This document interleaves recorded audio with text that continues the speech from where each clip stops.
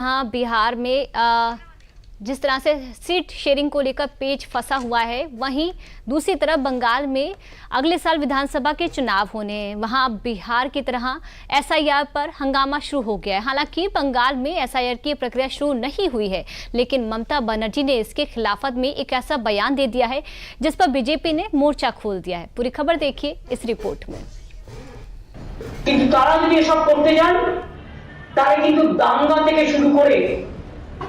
ममता बनर्जी का ये धमकी भरा बयान बता रहा है कि जिस एसआईआर ने बिहार में विपक्ष की नींद उड़ाई, उसकी जांच ममता बनर्जी के सियासी पिटारे तक पहुंच चुकी है। ममता बनर्जी अब खुलेआम कह रही हैं कि अगर बंगाल में एसआईआर हुआ तो दंगे जैसी स्थिति हो सकती है।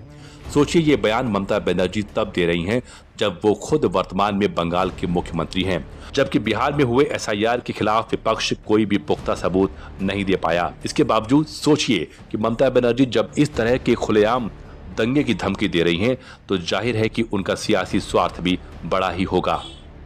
इंडियन एजेंसीগুলোকে যারা বিজেপির কথায় আজকে শুধুমাত্র রাজনীতি করছে, গৌরীকরণ করছে, শিক্ষা থেকে শুরু করে সংস্কৃতি থেকে শুরু করে ভোটার লিস্ট থেকে শুরু করে উৎসব থেকে শুরু করে সমস্ত এজেন্সিকে দিয়ে একজন মির্জাপুর আছেন ওখানে দিল্লিতে। এই মির্জাপুরদের মৃত্যু জীবনে হয় না, তারা চিরকালই বেঁচে থাকে নানা কাজের মধ্যে দিয়ে।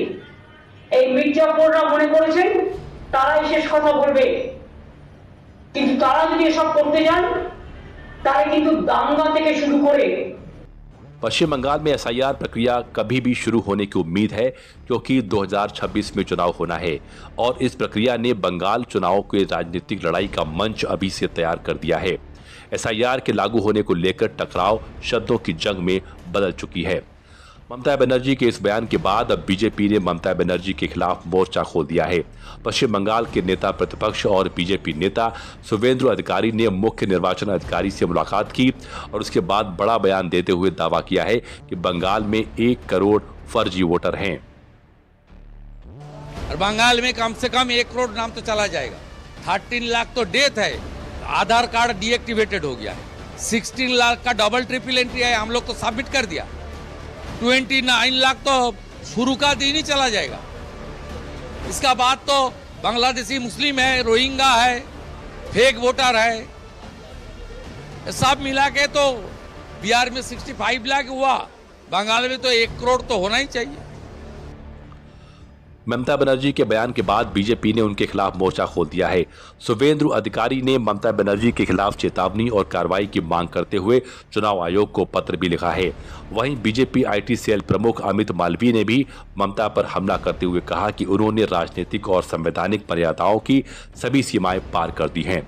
दरअसल ममता बनर्जी ने गृह मंत्री अमित शाह पर यह आरोप लगाया है कि एसआईआर के बहाने वो बैकडोर से एनआरसी लागू करना चाहते हैं। ममता के इस आरोप पर बीजेपी ने पलटवार किया है। बनर्जी से इससे अच्छा क्या कोई आशा कर सकते हैं? इससे अच्छा कोई आशा भी नहीं करता। एसआईआर इलेक्शन कमीशन का काम है, अमित शाह जी का काम नहीं है। इलेक्शन कमीशन तय करेगा एसआईआर होगा कि नहीं होगा। तो इलेक्शन कमीशन ऑलरेडी तय कर चुका है कि एसआईआर होगा और भारत में पहली बार एसआईआर हो रहा है, ऐसा नहीं है। 1952 से एसआईआर शुरू हुआ, 2002-3 में एसआईआर हुआ है। ममता बनर्जी लोगों को भड़काने की कोशिश कर रहे हैं एसआईआर को एनआरसी के साथ जोड़ के। इससे पहले भी सीएए को उन्होंने एनआरसी के साथ जोड़ के काम किया और वो पीएफआई के एजेंट के रूप में काम किया। उस समय पीएफआई जो बोल रहा था और ममता बनर्जी की भाषा एक ही भाषा थी और इसी के कारण बंगाल में बहुत सारे जगह में दंगा हुए, हिंदुओं के घर जलाए गए, रेल स्टेशन तोड़े गए, जलाए गए। क्योंकि इसमें पूरा साफ हो रहा है कि आहिस्ता आहिस्ता करके पिक्चर पूरा क्लियर हो रहा है कि ममता बनर्जी जैसा बिहार में इतना 65 लाख वोटर का नाम फेक वोटर था, बाद गए हैं, इसमें वो डर गया है क्योंकि यहाँ पे सबसे ज़्यादा फेक वोटर्स बांग्लादेशी लोग यहाँ पे है, रोहिंगा लोग यहाँ पे है, इसलिए उनका नाम बात चला जाएगा। तो इस टाइम में इस बारे में इसको चुनाव जीतने का कोई आशा नहीं है, इसलिए डर के हमारा जनता को कंफ्यूज करने के लिए एनआरसी का बात उठा रहे हैं। जो ओरिजिनल वोटर है, यहाँ के रेसिडेंट्स हैं, उनका नाम क्यों बात जाए, लेकिन जो बांग्लादेशी घुसपैठिया हैं उनका तो नाम बात जाना ही है और इसीलिए एसआईआर हो रहा है। और निश्चित जान लीजिए उसके साथ साथ जो और फर्जी वोटर है, दूसरी जगह नाम है, यहाँ भी है, डबल है, किसी का डेथ हो गया उसका नाम है, इस सब तो छटाई होना, ये तो सिस्टम है। अरे इसलिए SIR हो रही है, डर क्यों रहे हैं आप? हर 20-25 साल में होता है और एक प्रोसीड्योर हो रहा है, लेकिन आपको डर है कि आपने जो बांग्लादेश से बुला कर लोगों को वोटर बनाया यहाँ। दरअसल ममता बनर्जी का ये बयान ऐसे ही नहीं आया है। बंगाल में पिछले 2 दिनों में उप निर्वाचन आयुक्त और वरिष्ठ आयोग अधिकारी, जिलों के चुनाव अधिकारी, ERO और बूथ स्तर के अधिकारियों के साथ बैठकें कर स्थिति का जायजा ले रहे हैं। जानकारी के अनुसार इन बैठकों का संदेश साफ है कि किसी भी अनियमितता को बर्दाश्त नहीं किया जाएगा और SIR किसी भी समय लागू किया जा सकता है। अब सवाल उठता है कि जब SIR चुनावी प्रक्रिया में और पारदर्शिता लाने के लिए हो रहा है, तो ममता बनर्जी को इससे कौन सा डर सता रहा है? दरअसल ममता बनर्जी की चिंता का मुख्य कारण बंगाल का 2026 विधानसभा चुनाव है।